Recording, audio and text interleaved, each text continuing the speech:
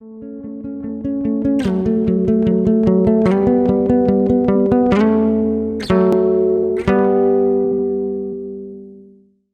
Greece, we do have a long experience of coexistence with Islam, and this is the Eastern Christian experience living with Islam. That is not only the case of Greece, that is also the case of the majority of the churches of the Middle East, all the churches of the Middle East and the patriarchates.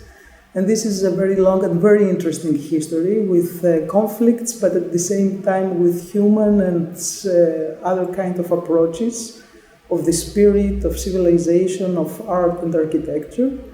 And this makes the knowledge of Islam from the Christian world, of the Christian Orthodox world, Eastern Christian Orthodox world, much more deeper.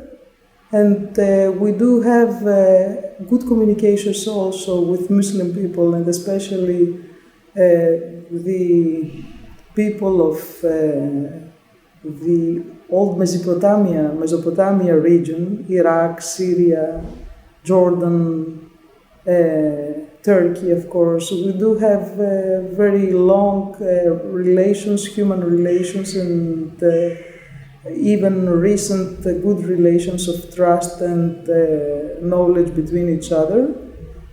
But what is very interesting to show up with the courses of interfaith dialogue, that we are the only institution in Greece, academic institution, that we do offer the learning of interfaith, interreligious dialogue since the late 70s, is to learn first our students that they are students of theology. What is about Islam? What is Islam? Its theology and its history.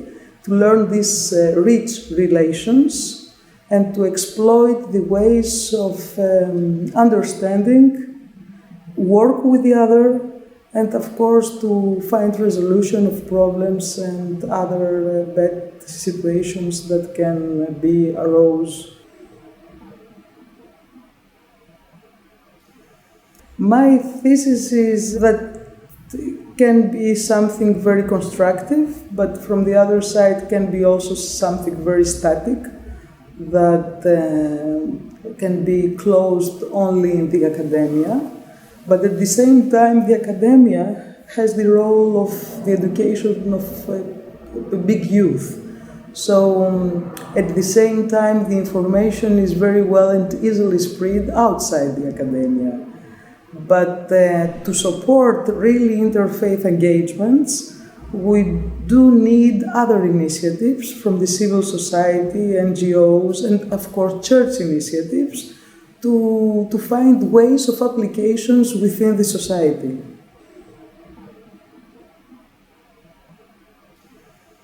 I think now we do have a big experience of each other. Also the same is for the Muslim work, and there are a lot of initiatives and from many different also sources, also universities, churches, Muslim associations, that they are involved in interfaith dialogue.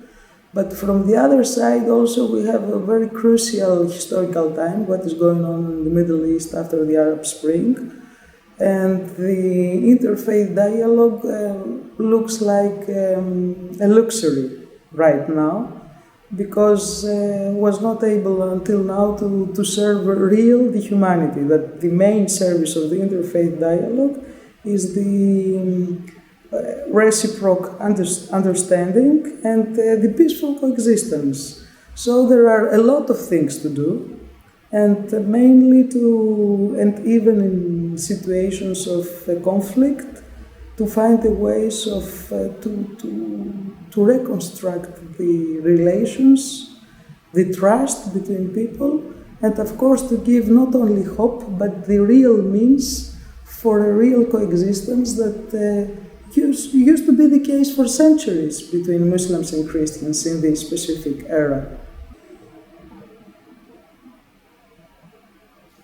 I have many wishes. The first wish is to show better the treasure that exists within the Eastern Orthodox world, and not only Orthodox Christian, Eastern Christian world with Islam, and to find bridges and ways of deeper communication, and that means to also to find ways for a better stay and accommodation of Christians in the Middle East. And at the same time for Muslims in Europe. This is the most general. This most specific is to train students in interreligious dialogue.